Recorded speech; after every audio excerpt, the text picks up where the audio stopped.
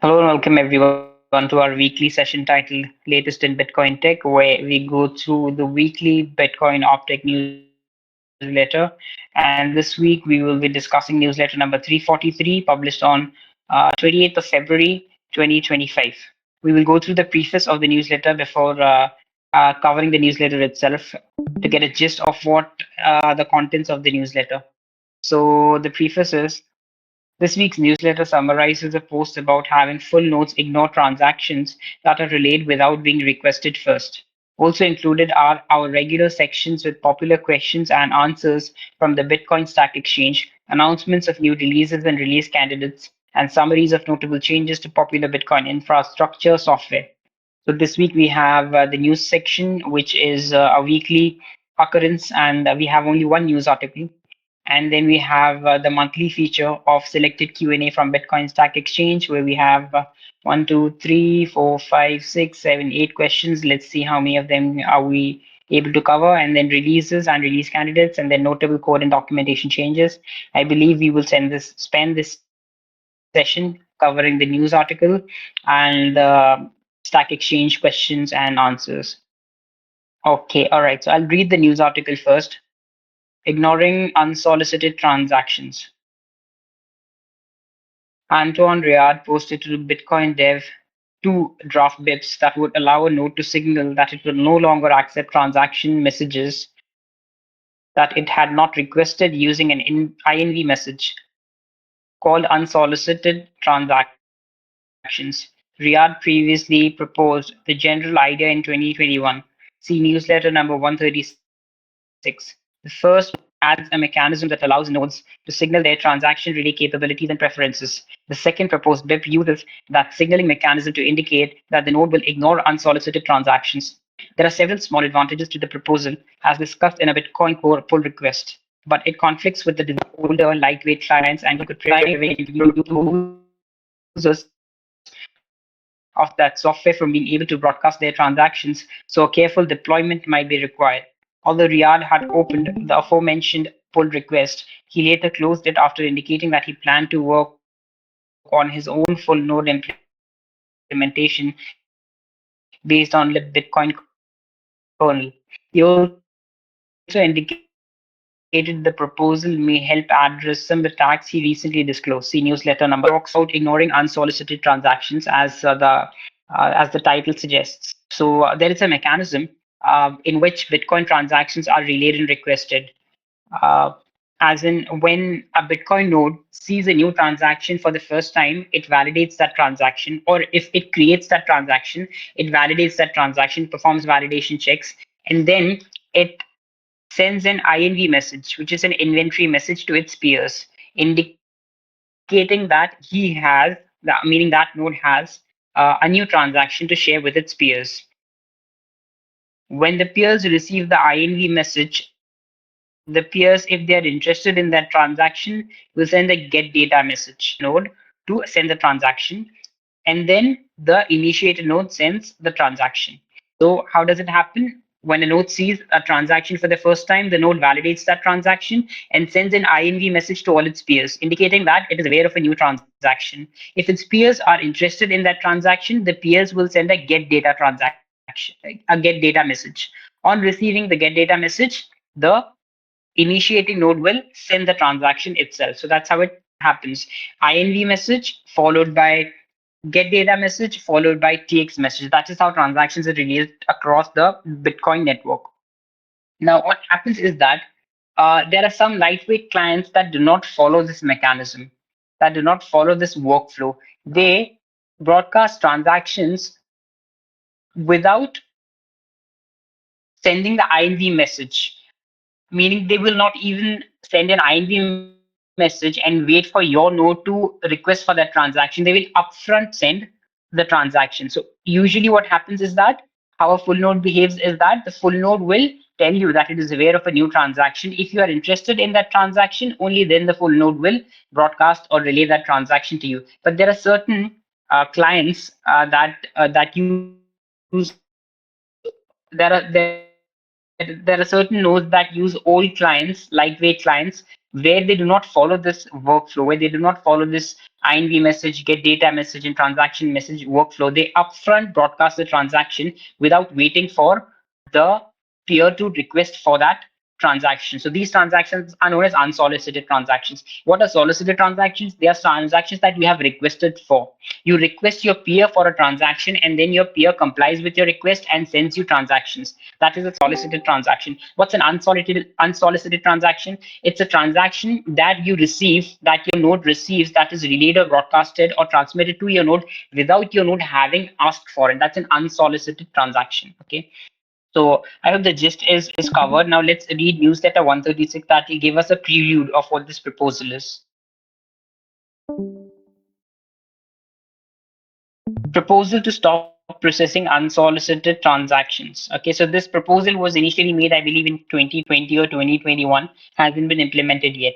Let's read what the initial proposal was in 2021. How do we ignore unsolicited transactions?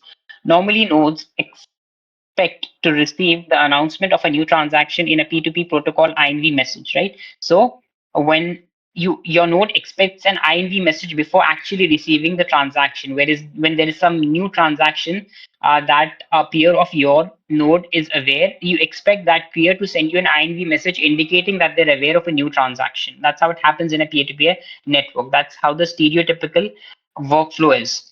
If the node is interested in using a get data message and the broadcaster replies with the transaction in a TX message, okay, so if on receiving INV message, if your node is interested in receiving that information, they will send the get data message. And when the get data message is received by the initiator node, they will then broadcast the transaction to you in compliance with your consent. However, for almost a decade, some light clients and other software have skipped the INV and get data steps and proceed to just send unsolicited TX messages, right? So there are certain clients that do not follow that workflow as we just discussed. They will voluntarily upfront broadcast transactions without sending an INV message and waiting for a get data message. This week, Antoine Riad posted to the Bitcoin Dev mailing list a proposal to stop processing such unsolicited TX messages.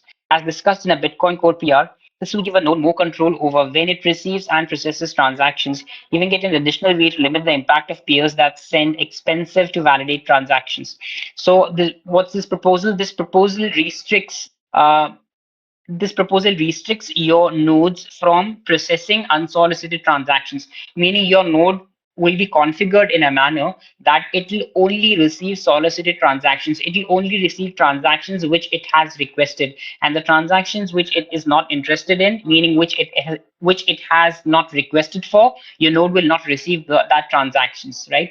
That obviously saves your bandwidth and the entire network's bandwidth, because if your node, for instance, is already aware of a transaction, then there is no need for them to receive that transaction again and again and again, and every single time spend computational power and bandwidth in processing that transaction. If one of your peers has already shared a transaction with you, or if you yourself have initiated a transaction, it serves no purpose for your peers to broadcast that same transaction to you again and again and again. It just ends up wasting your computational power and the communal bandwidth of the entire network.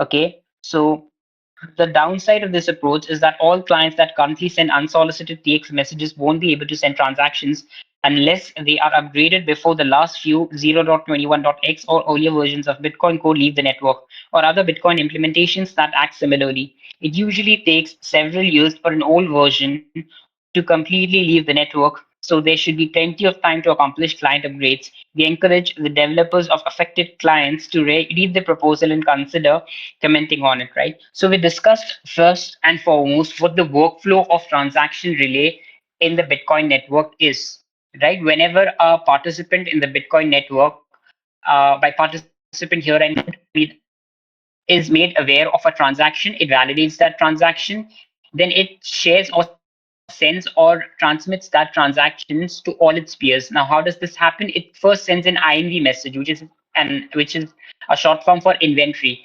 It makes its peers aware that I have new inventory to share. And if the peers are interested in that, in knowing that piece of information, then they reciprocate with a get data message, and then the initiator node sends the transaction. This is how solicited transactions work. But however, there are certain clients that do not follow this protocol. They upfront voluntarily transmit broadcast transactions without waiting for their peers or even informing their peers that they have new information to relay or waiting for their peers to send the get data message.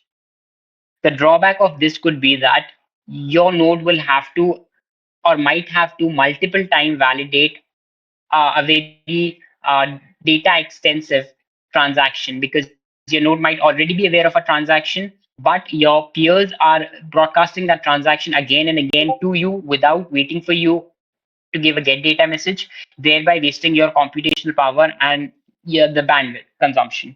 This is what the drawback is. Now, this proposal aims to combat or mitigate this. However, there are some external avenues that also need to be considered. What is that? That is the fact that there are light clients that do not follow this protocol, right? There are certain clients, there are certain old clients especially, that do not follow this protocol, that are configured in a manner that they directly transmit transactions, that they directly broadcast transactions. If abruptly and overnight nodes started ignoring unsolicited transactions, then these lightweight clients or these software clients that are still a part of the full node, and I reject all unsolicited transactions overnight, then a peer of mine that is running a client that does not follow the INV get data and TX protocol, that directly upfront voluntarily broadcasts transactions to me, will not be able to make me aware of its transactions. And if a lot of nodes overnight or abruptly start ignoring unsolicited transactions, then those nodes which are running clients that upfront and voluntarily broadcast transactions, their transactions will not be relayed to any Bitcoin client. It has to be assured that it is not abrupt and it does not cause a fissure in the network. It should be gradual, and all avenues, all repercussions must be considered, right? So what this proposal aims is towards ignoring unsolicited transactions. And the benefit of that is that it saves bandwidth and computational power of your node, because your node is not in need of again and again processing transactions which it is already aware of. However, a drawback is that if abruptly and overnight a lot of nodes, majority of the nodes of the network, for instance, start ignoring unsolicited transactions, then there are certain clients which are only configured to transmit unsolicited transactions. Then the transactions that they broadcast will not be spread across the network. So this is what the proposal was. It was discussed, I believe, in 2020 or 2021, something like that. Let me see if I can see the date. Yeah, 2021. However, it was not materialized back then because the developer was working on it, abandoned the project probably, and started working on something else. But that proposal has been further continued or has been further discussed 4 years later, 2025 by Antoine Riad. I think we covered newsletter 136, right? I went back to the flashback. I think we covered that. So I'll just summarize because we're at 8:38 already. So basically, this proposal is made by Antoine Riad. What this proposal is, um, Liquido Bitcoin is a peer-to-peer network. It's a peer-to-peer gossiping protocol where nodes constantly share information with each other. Now there is a mechanism, there's a protocol, there's a workflow that nodes follow to share transactions with each other. Now what is that mechanism? It's called INV Get Data TX. So every time a Bitcoin node is made aware of a transaction, the first thing it does is that it performs a validation check on those transactions, on that transaction. Once that transaction is valid, it broadcasts or relays that transaction to its peers, right? We're all aware of that. There is a certain workflow to this. When a node is aware of a transaction, it validates that transaction, then it sends an INV message to its peers, which stands for inventory. It makes its peers aware that it has some new inventory to share. It has some new transactions that it has been made aware of recently. It has those transactions to share. If they are interested in receiving that information, they will send it a get data message. On receiving that get data message, the initiator node will send the transaction, right? So the transactions usually are not broadcasted upfront. It's not that your node sees a transaction, it validates the transaction, and just sends the transactions to all its peers. No, it sends an INV message first. It hits the peers, and then it sends an INV message to the initiator node. hey, I'm aware of a new transaction. I have some new inventory to share with you. Are you interested in it? Then if the peers reply back with get data message, meaning yes, we're interested in accessing that information, then the initiator node sends the transaction. That's how it works, right? And this mechanism of sending transactions, or these transactions that follow and abide by this workflow, are known as solicited transactions. This is how it usually works. This is how it is designed to work. However, there are certain old clients that circumvent or bypass this protocol. They upfront voluntarily relay transactions. If they are aware of a new transaction, they will not share an INV message with their peers. They will not tell their peers that, hey, we're aware of a new transaction. Would you be interested in it, in knowing it? They will just upfront broadcast that transaction to their peers, whether the peers have asked for it or no.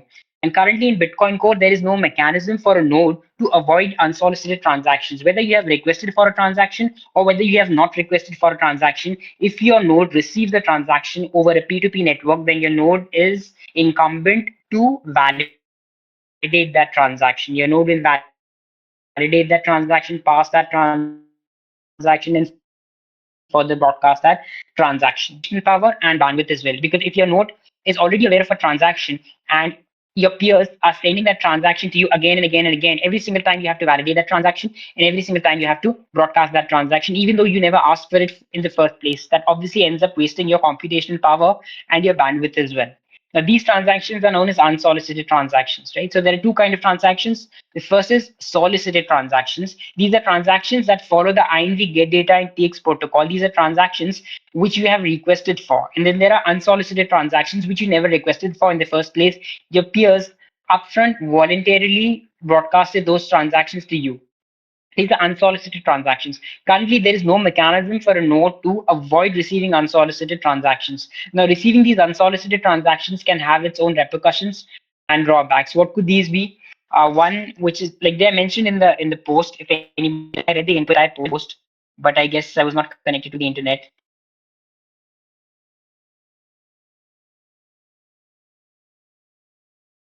Okay, I'm connected to the internet, right? But the page is not opening. I don't know why. Okay, anyways. Right. This time, if something happens, because I'm out right now, I don't have access to the internet. I'm using hotspot, and I'm at quite a remote place. If something happens, I think Shreyan, you have my number, so please ring me if that's okay with you. Hopefully, nothing will happen. Yes, yes. Uh, uh, okay, all right. So yeah, so what could be the repercussions of receiving unsolicited transactions? One obviously could be that these transactions could overwhelm the network.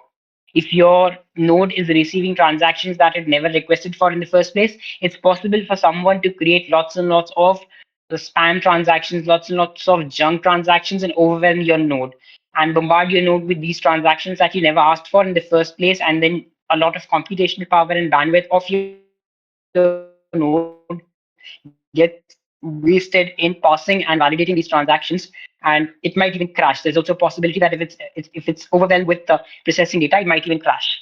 The second drawback could be it could de-anonymize users. Uh, Again, this example is mentioned in the mailing list. We'll just chime over it. How could that happen? Um, when your node is already aware of a transaction, uh, and it receives that transaction, it immediately relays that transaction. But when your node is not aware of a transaction and it receives that transaction, it spends some time in validating that transaction and then propagating that transaction. Now, this can be an avenue for people who are monitoring your node to be aware of what transactions you already know and what transactions you don't know of. So, if your node receives transaction A and immediately propagates it, that's an indication for somebody monitoring your node that your node was already aware of transaction A. And if your node receives transaction B and takes some time to propagate it, that's an indication for somebody monitoring your node that your node was not aware of transaction B. That's why it took some time for it to validate that transaction and then propagate that transaction. This can be an avenue of de-anonymizing users, because if your node immediately broadcasts a transaction without any relay, that could be an indication that that transaction belongs to you. The UTXOs associated with that transaction are owned by your node was already aware of that transaction. So if somebody is monitoring your node and they see that your node is propagating a transaction immediately, that is an avenue for them to guess that maybe this transaction belongs to you because your node was already aware of it. And if it takes some time for your node to propagate that transaction after validating it, that can be used as an avenue for people to guess that this transaction does not belong to you. It took some time to validate it. To avoid this, there is a lag between receiving and broadcasting transaction. When your node receives a transaction, even if it's aware of that transaction, it takes some time lag before it propagates it, thereby leaving no scope of distinguishing between a transaction that your node was already aware of and the transaction that your node was not aware of. And this happens when your node follows the due process of INV, get data, and TX. When your node receives an INV message, then it gives a get data message, then it receives a transaction message. When this due protocol is followed, then that lag happens, which thereby prevents people from guessing which transactions your node was already aware of and which transactions your node was not aware of. However, if this due protocol is followed, then that time lag does not come into play. Then your node will immediately broadcast transactions which it is aware of, and it'll take some time to broadcast transactions which it is not aware of, thereby giving a hint to somebody who's monitoring your node that a transaction which you immediately relayed might be a transaction that you yourself created or a transaction that belongs to you, and you ideally don't want that to happen. Bitcoin is a network where you want users to be anonymous, right? So that is another a drawback of unsolicited transactions. Another drawback is losing funds in HTLC transactions, time locked transactions. If somebody can just send you unsolicited transactions without you having requested for it, then it's possible that they can bombard your node with lots and lots of spam and junk transactions, thereby usurping the entire space in your mempool with transactions, thereby preventing time lock transactions from entering your mempool. If your mempool is already full, then time lock transactions will not enter your mempool.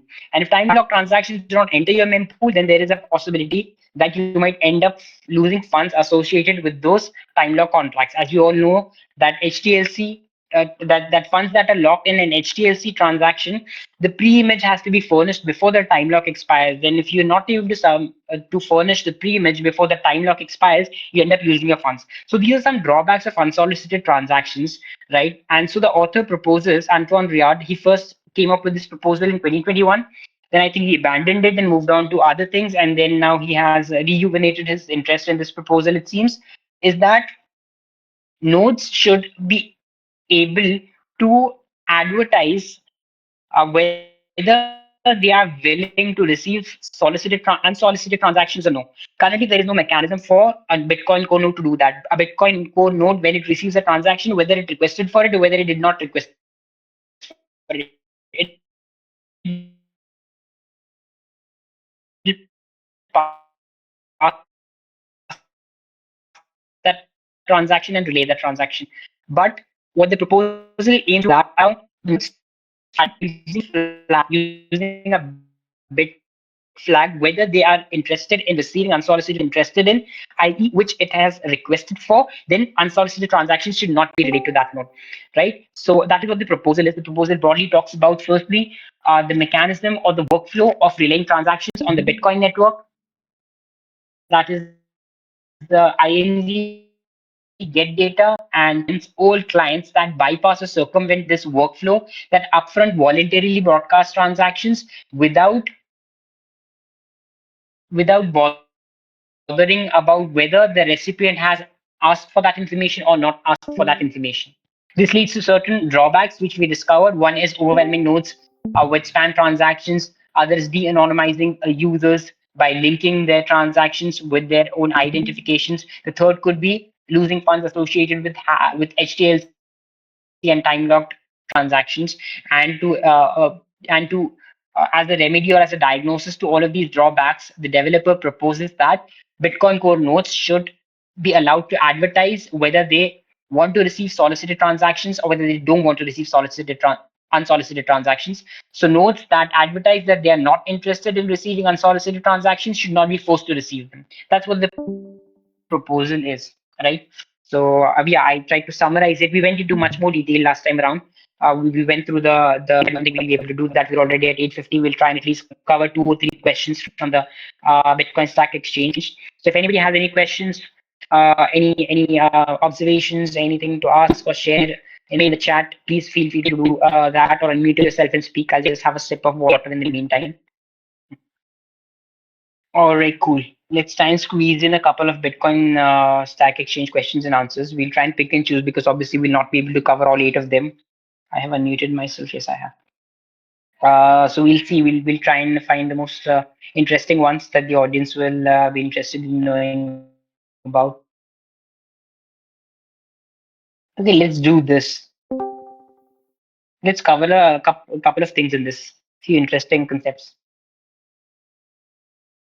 I think we'll only be able to cover this. Is pretty long, but I think there are a couple of interesting topics that the participants would be interested to know about. All right. So, what's the rationale for how the load TX outset RPC setup? Okay. So let's first understand what's assume UTXO and what's assume valid. So recently we have all been, and I don't know what's happening. It's behaving strange. All right. So recently, we've all been hearing and talking about how the Bitcoin blockchain is growing exponentially. Okay, it's around, I think it's more than 700 GB. The last time I downloaded it, it was over 700 GB, around 800 GB. I did not check how much it is as of now, but it's around 800 GB, growing exponentially. So there is a lot of talk in the Bitcoin community about how difficult it's becoming to run a node, and how Raspberry Pis are dying, and how people who were using laptops with 500 gigabytes, 512 gigabytes of space cannot run a node anymore, and how running a node is becoming more and more difficult, and what measures should be taken to ensure that running a node is easy. Okay, so because we all know that if you're running a full node, then you have to download the entire blockchain, all 800 GB. You have to validate all the transactions, millions and millions that must have happened over the past transaction. You have to validate the entire UTXO set. So there's a lot of competition work that has to be done for you to perform the initial block download. And if any of you are running a node on a Raspberry Pi, Raspberry Pi 4, for instance, then it might on an Umbrel, for instance, or a Start 9 OS, it might even take a month. I know people personally that have spent 20 to 25 days on the initial block download. I myself am one of them. I thought I'll just get a Raspberry Pi and I'll put it on my work desk and I'll run a node on it, but it was absolutely very tiresome and a very cumbersome process. It took me more than 20 days to get done with the IBD, and then Umbrel crashes for some reason, and then again it's 20 more days, and then Umbrel crashes after 15 days for some reason, then it's again 20 days. So it's become pretty difficult for you to run Bitcoin nodes on resource constrained devices. So there has been work that has been done on this avenue. So two things. I'm not sure if any of you have heard about it earlier. One thing is assume valid, and one thing is assume UTX. So if you've read it somewhere on the internet or some article or somewhere, assume valid and assume UTXO. Right. So what's assume valid? Assume valid means your transactions are valid. So if you are bootstrapping a Bitcoin node and you set the assume valid flag as on, meaning you set the assume valid flag, then your node, while the initial block download, will not validate any signatures. Signature validation is the most computation intensive act in IBD. When your node is doing an IBD, when your node is validating transactions from the Genesis block to the chain tip, the amount of time and computation it invests the most is in validating digital signatures. If you assume that all the digital signatures are valid and you bypass digital signature validation, then the IBD's time is exponentially reduced. Right. So what happens is that if we talk about Bitcoin Core, then there is a certain hard coded value. There is a certain hard coded value of a block, right? Till that block, your node will assume that all digital signatures are valid. Let's assume that block is 700,000. I'm just giving an arbitrary number. So you just bootstrap your node, you download Bitcoin Core, and your Bitcoin Core software says that up till block 7,000, assume valid, meaning assume all digital signatures to be valid up till block 7,000. So when you're doing the IBD, you will not validate any digital signature. You will validate other information, but you will not validate any digital signature till block 7,000. And digital signatures take the most amount of time, bandwidth, and computational power to be valid. Are valid.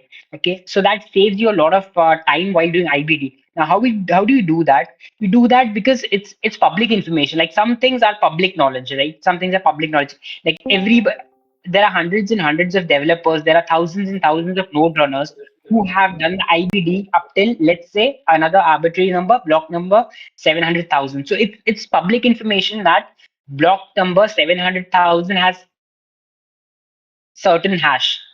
right? And all the digital signatures up till this block are valid. Okay, so hundreds of developers have validated the digital signatures up till block 700,000. Thousands and thousands of node runners historically have validated all the digital signatures up till block 700,000, and the hash of block 700,000 is whatever it is. Okay, and that hash will get hard coded in your Bitcoin Core software. Okay, so this is public information. Now you are not in need of validating every digital signature now, right?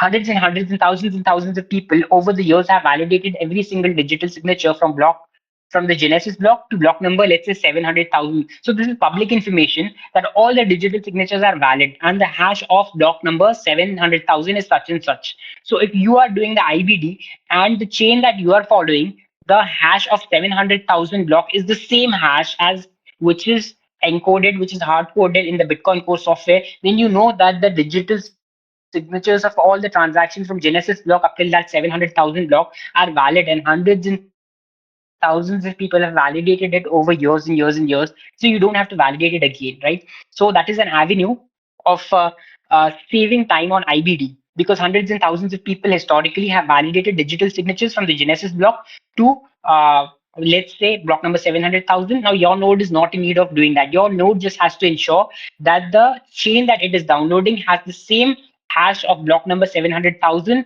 which is hard coded in Bitcoin Core. And if you follow the same chain, then you're good to go, because thousands of people have already validated the digital signatures before you. You're not in need of doing that anymore. If you want to validate yourself, you can do that. If you don't want to, you don't have to, because this is public information now. It cannot be tampered with anymore. So that is assume valid. So anywhere you see this word assume valid, they know that it means that you're assuming all digital signatures are valid. Okay, if you're running a node and you set your flags, you set your configurations as assume valid, you set the flag of assume valid, it means that your node will not validate digital signatures anymore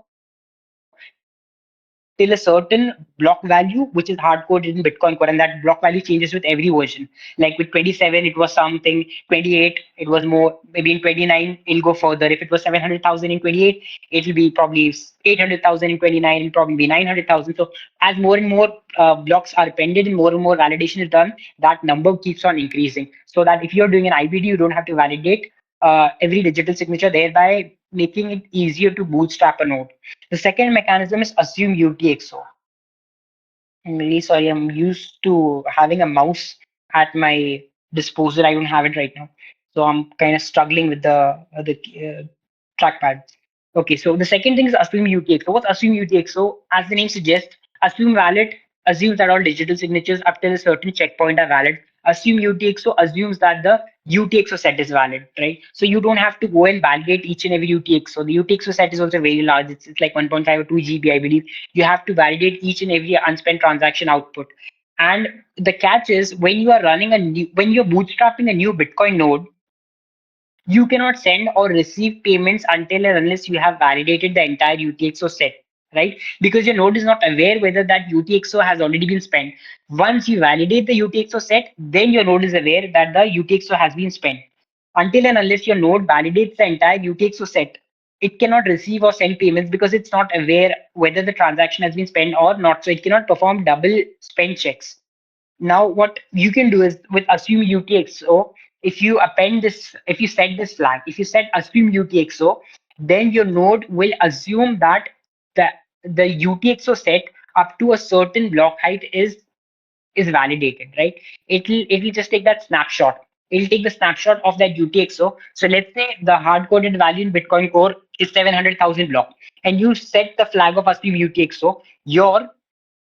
Your node will take a snapshot of how the UTXO set looked at block 700,000 and assume that all the UTXOs at that time were valid. And then there onwards, it will validate the UTXO to the chain tip. So let's say right now we are at 850,000 block.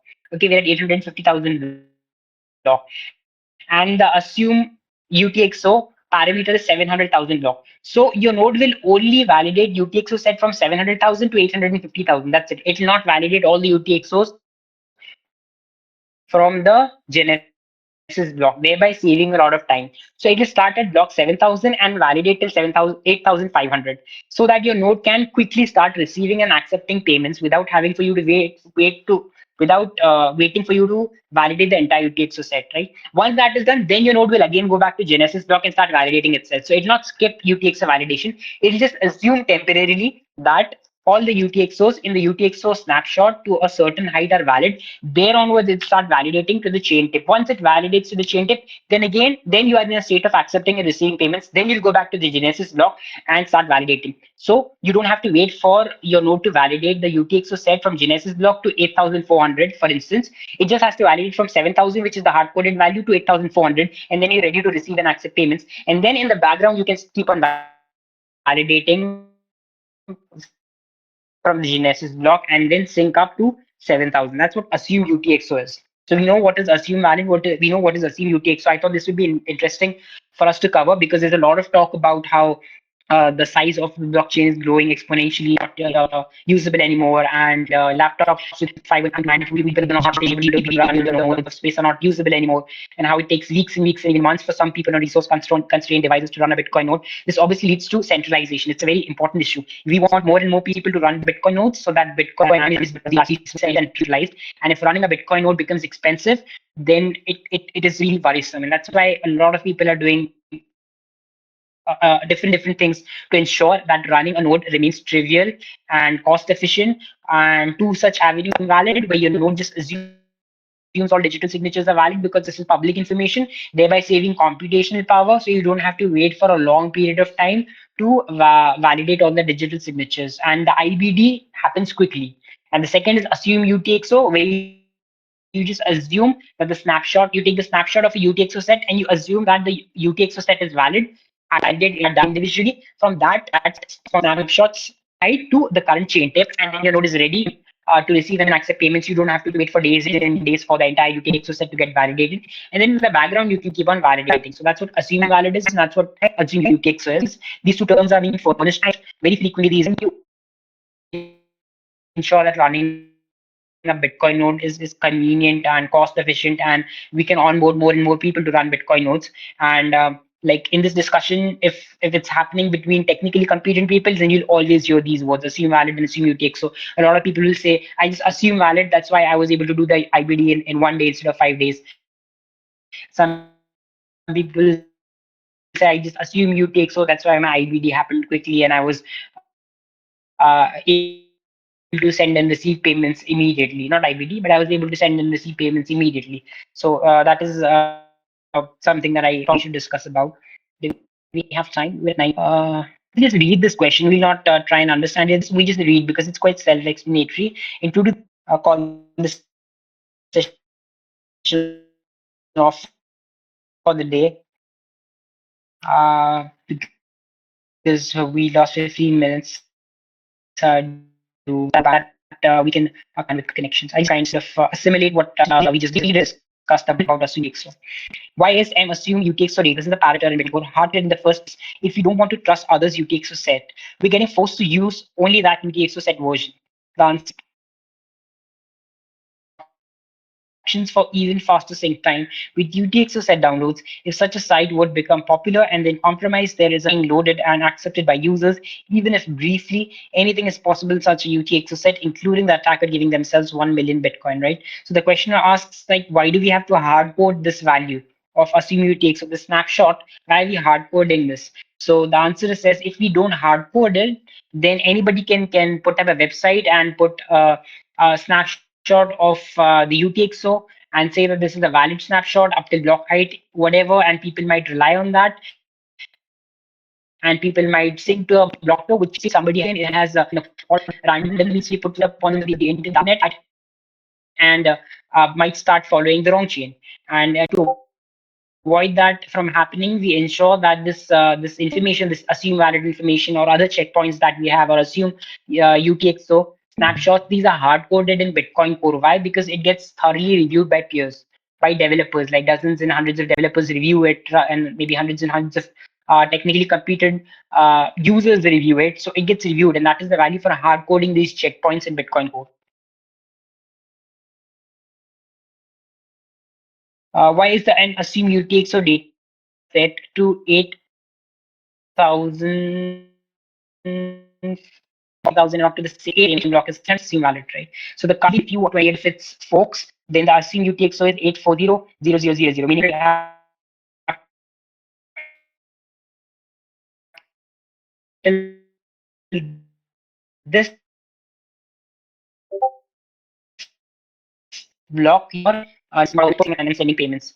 The original idea, the answer is yes, even though nobody is working right and streaming of snapshots over the network so that users would not need to find a source.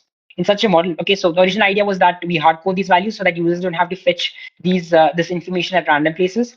In such a model, there would be a predefined schedule of heights at which snapshots would be made. For example, there could be one every 52,500 blocks, every 52,500 blocks, roughly once per year. And all nodes supporting the feature would make a snapshot at that height when reached and keep the last few snapshots around for download over the P2P network. New nodes starting up with assume UTXO data values set to whatever the last multiple of 52,500 blocks that was the working node on the network, right? So initially, when assume UTXO was developed, the initial thought was that the UTXO snapshot will get upgraded every 52,500 blocks. That's roughly once per year. Then the next one will be block X plus 52,500, and then block Y plus, right? So it'll get updated in every that amount of time. But currently nobody's working on this project. So I believe when Bitcoin Core 28.0 was released, the recent block was this, like the recent round figure block, if you can say, was this. So they chose this value. I don't know exactly what the block height is right now. It's not far away from this. It's not far away from this. This block height is very close to when Bitcoin Core 28.0 was released. So I think the developers decided to use this number as it was probably the nearest round figure number. So they chose it. There's no special reason for choosing this block height for Assume UTXO. And now we also know that Assume Valid is a different height. They're not the same height currently. I understand we don't want people to start trusting random UTXO sets because of laziness for waiting to sync, but couldn't we use some kind of signed by self UTXO sets? It would be great if a user, if as a user you can back up the actual UTXO set, sign it in some way, and be able to load plus verify it in the future to a sync a new node. Yeah, I've read the answer. The answer is yes, that's possible. Right. So if you don't want to rely on the UTXO set that is hard coded by developers, you can do it yourself, right? You can validate the UTXO set, you can back it up, you can sign it, you can digitally sign it and back it up, right? So if you're running another node, you can use your own UTXO set which you yourself validated and signed. You can use that UTXO set as a backup, as a reference for assume UTXO instead of using the UTXO set of the developers of the software, right? So there are two mechanisms. You can either back up the UTXO set yourself, digitally sign it, and use that snapshot as a reference if you're running a bootstrapping node in the future. The second avenue is that you just refer to the hard coded value, which has been reviewed by Bitcoin Core developers and maintainers, and you refer to that so you don't have to maintain your own back. So that is what we have to cover about assume UTXO and assume valid and how they help in reducing the IBT time and how they make reducing the IBT time and how they make running a Bitcoin core more convenient, and some parameters related to them. Due to time constraints and bandwidth issues, I will wind up the session now. Sorry for the delay. If anybody has anything to share or about this session, please feel free to unmute yourself and answer and speak. Sorry.